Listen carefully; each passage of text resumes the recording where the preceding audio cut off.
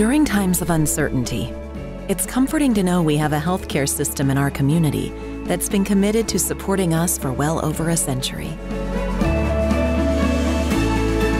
In this current time, we are standing together, and our bond is stronger than ever. KDMC, caring for our community like no one else can.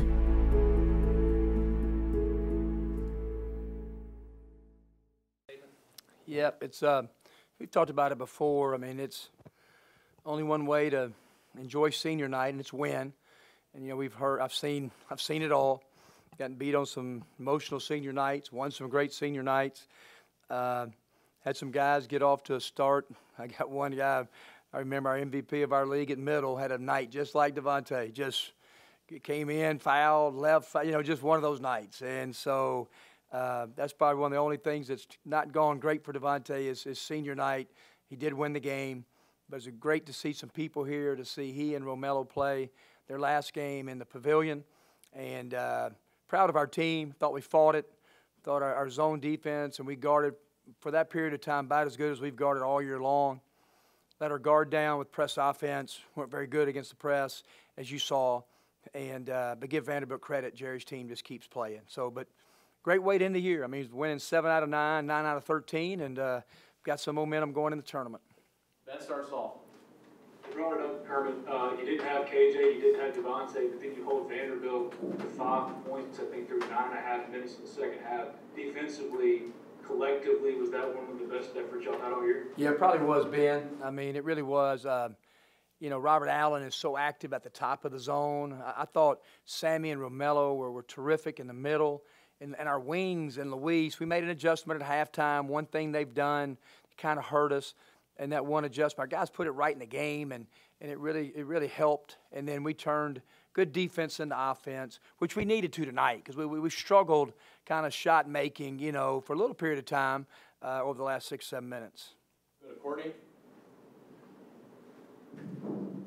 Coach, a week ago, we're talking about the fact that after that loss to Vanderbilt last week, you were off the bubble. And now, obviously, you still have a ways to go, but you're back on it just a week later. How up and down is just, the end of February going into March and trying to solidify a spot in the tournament? And what does that kind of do to team morale to continuously go through that back and forth? Yeah, my hat's off to our team. I mean, we're 1-4. And for us to now win 7, it's hard in a Power 5 league to win 7 out of your last 9. That's hard. I mean, it really is. I don't care if you play in the Big 10, the SEC, Big 12, and ACC, and you've won 7 out of 9, your team is playing good and consistent. And,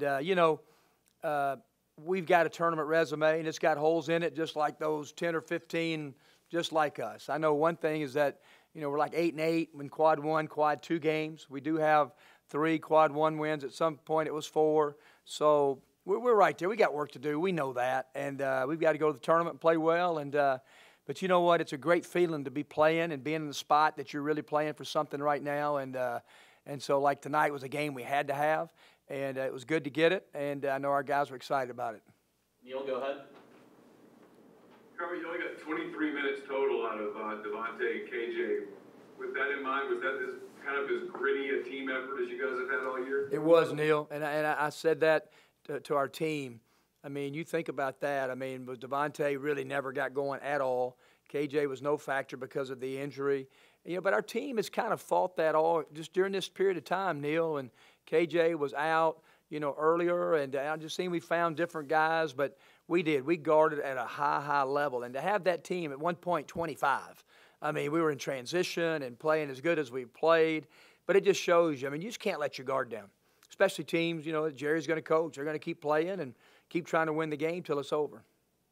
Is there an update on KJ? He looked like he was in a lot of pain. Yeah, he's doing better. It seemed like after the game was over, talked to him just for a brief 15, 20 seconds, and he says, Coach, I'll be good. And so I think a couple days off will probably do him a lot of good. Go to Parrish. Kermit, Matthew hit a couple big shots, and he had that steal there in the first half. It was kind of like a 4-point swing when he came back and gave it up to Devontae for the jumper. I heard you say gritty, but did that play kind of personify what you guys were able to do tonight? It was. I thought, Matt, you could see his athleticism. He did. He had a great pass that he made, dunked the ball, made a couple timely threes. He was huge in our lead getting up to 20 or 24.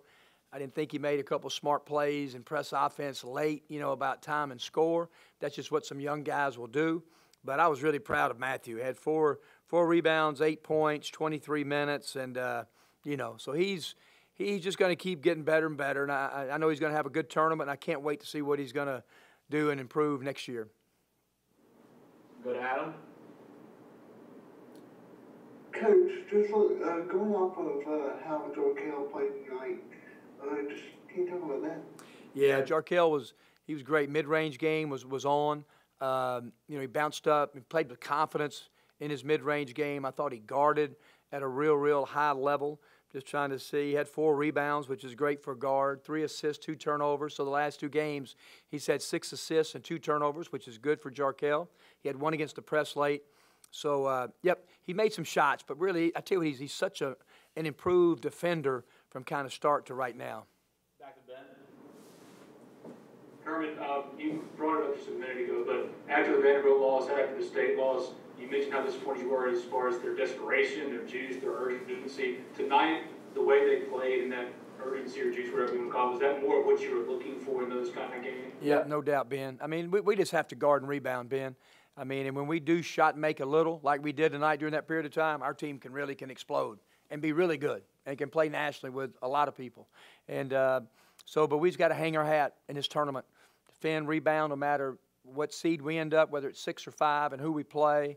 And that's what's got to travel to Nashville, that and getting balls to second and third side, and and your best players just got to have good tournaments.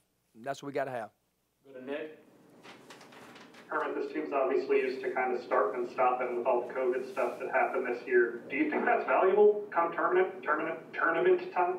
Yeah, I do. I think teams are used to it, whether it's we didn't handle the 1 week when the LSU game got canceled. But you know what, guys? Hats off to our staff, our medical staff. And we played a full SEC schedule, 18 games. That's amazing. We had that one period of time where we paused for about a long time. I didn't coach them for a while. But that really is. Hats off to Andrew Bikey, just our players, our medical staff. Knock on wood. I keep knocking on wood because we're not over yet. And but they've done a marvelous job. And so it's great to finish all 18 games. Tyler, go ahead. Kind of going off that, Kermit, I know the season isn't over, but what will you remember the most about this roller coaster season? Just what our players, just how mature they handled it, how fun they were to come to gym. We had a senior dinner, and we honored our guys last night, and it's probably the coolest thing that I do as a head coach. And it's emotional. It was very emotional last night with Devontae. He and Romello were terrific. Where you get up and players talk about them and what they meant to them. Coaches talk about them, and then they reflect on their time at Ole Miss. And you think about Devontae, he's been here 4 years, and just the things and just his pride and how much he loved Ole Miss. And you see culture. We honored our 5 managers. And so to get to that point is a great feeling for me. I mean, it really is, that these guys persevered and did everything what normal college students can't, you can't do it. Can't be a normal college student. And like I said, we're not there yet, but I probably remember that mostly. Just the sacrifices those guys made to get 18 SEC games in and have a chance, to go 10-8 and finish, 5th or 6th in our league. Back to Parrish. Hey, Kermit, you said 5 or 6. Is that what it's down to for you guys in terms of seeding, 5 or 6? Yeah, right now it would be, and Adam can correct me, but it would be 6th right now and play South Carolina. If Florida wins at Tennessee tomorrow, we could finish 5th and play the winner of A&M and Vandy. So it kind of puts you in a different bracket. Am I right on that, Adam? Yep. And Adam told me that. That's the only reason I know it, because I sure can't figure it out. But that's kind of where we are. Where we're, and so like I said, both of those you're going to play good teams in the first round, and but it just really depends on what kind of bracket you'll get into. Thank you. We'll go to Courtney. Coach, the SEC tournament last year, obviously you were the only game that actually ended up playing is it kind of just like a breath of fresh air almost, knowing that you're going to be able to go back and do it all again after all of the uncertainty of just last year? Yep, it is. I'm still upset at Greg Sankey. I thought he should have called the tournament off a day earlier, and he didn't, So, and I told him that. But, it was an eerie feeling last year walking in Bridgestone. You could visit with the commissioner and Dan Leibowitz and the SEC, and you could tell it was just, everybody's on pins and needles. And I know it was a hard decisions for everybody. But it is going to be nice to know there is some fans. It was great to see some fans tonight in our arena. That was terrific. And so it's going to be fun. I know our guys are looking forward to it, to kind of think we're not out of it yet, but we look like we're on the downhill and the different things that are opening back up. But for us, nothing opens up. Courtney, it's going to be just like we've done. Our families can't stay in the hotels with us. We'll be isolated just like a regular trip. We'll be tested every single day, I think, starting tomorrow. So nothing will change for us, but it will be great just to know that everybody's going to be back. Not in full swing, but the tournament is going to happen again. All right, Ben, wrap us up. Kirby, you brought it up, but fans in the stands, this is something you've been waiting on. Romello mentioned he hadn't gotten experience. Was it tangible? Was it noticeable tonight? The last two were, Ben. That's just how empty these arenas have been. That these games, Kentucky, whatever, have great crowds on a Saturday, beautiful weather, baseball, doubleheader, baseball, basketball. And but just to have that crowd in there, it makes a huge difference. The Kentucky, to have those students in there, it made a difference. So, God, is it going to be nice, knock on wood, next year to go to Vaught-Hemingway and in the Pavilion and to see these places rocking again. That's going to be a lot of fun for our players. All right, thank you, Coach. Thanks, guys. Yep. Thank you, guys. Okay, guys, we're going to start out with players first. We got Jarkel Joiner and Romello White. Ben, start us off. Jarkel, for you, it seemed like you were pretty locked in offensively all night, and especially with Devontae being in foul trouble, losing KJ. Did you feel like you needed to take on more responsibility and maybe initiate offense? It's just one about offense, what I had to take responsibility of just running the team. Tate has done a great job of that throughout this whole year. So when he had foul trouble, Coach told me to step up and be a leader, and that's what I feel like I did. Go to Neil. For both of you guys, throughout the season, so many different times, Devontae's kind of carried you guys on offense. He only played 16 minutes tonight, had just 5 points. As that happened, did you guys sort of sense, hey, we've got to pick it up for him on this night? Yes, definitely. We know how much of a leader he is, how much he brings to the team, and not everybody's perfect. Sometimes he can get calls that may not be a foul, and he just got to play through it. So, that happened tonight, and we just wanted to step up for him. It's senior night, and this is could be one of his last times playing here. So, we just wanted to go out there and just fight for him and just get this win for him. Another question for both of you, if I could. A week ago, this same team scored 75 points on you guys, got a lot of easy looks at the basket. Today, they didn't get many easy looks at all. What was the difference? I feel like just our energy. Last game, our energy wasn't as great as it should be, and that's just what it was. We know what we had to do. Also, the ball screens. Coach made an emphasis on the fives, heading the ball screens more, just to interrupt them and just mess with them. So I felt like we all locked in on defense. Everybody brought great energy. So that's what got us the win today. Go to Tyler. Romello, I know it's not over yet, but has it been the senior year you envisioned yourself having? Definitely. I actually had a better year than I thought I would have. This year's been great for me, on and off the court, players, coaches. This year's just been a really good year for me. Having a lot of freedom to work on my game and expand my game. I feel like Coach Davis really helped me with that. My guards really looking for me as much as they can, get me better. So I appreciate every single player on our team, the coaching staff, and the whole Rebel Nation. Go to Ben. This is for both guys. Obviously, this game carried postseason implications. Y'all knew y'all had to win this game. Did y'all feel that? And also, what do y'all feel about y'all's NCAA tournament resume and being an NCAA tournament team? We knew how important this game was, but it was a saying back in February when Coach was telling us we had to win February, and we feel like we put ourselves in a great position when we went. I think we went 4-1 in February, and we tried to carry it over to this month in March.